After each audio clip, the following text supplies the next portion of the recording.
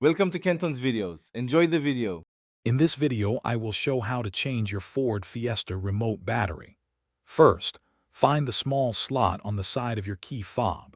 Use a small, flathead screwdriver or a similar tool to gently pry the two halves of the remote apart.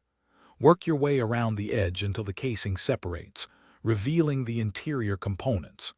This careful approach prevents damage to the plastic.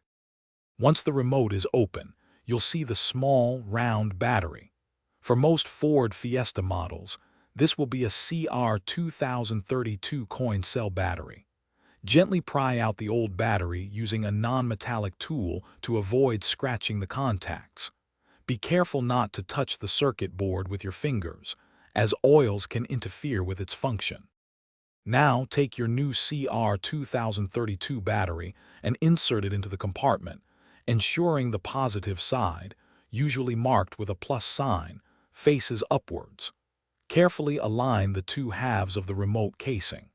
Press them together firmly until you hear a click, indicating that the remote is securely reassembled. Double-check that there are no gaps.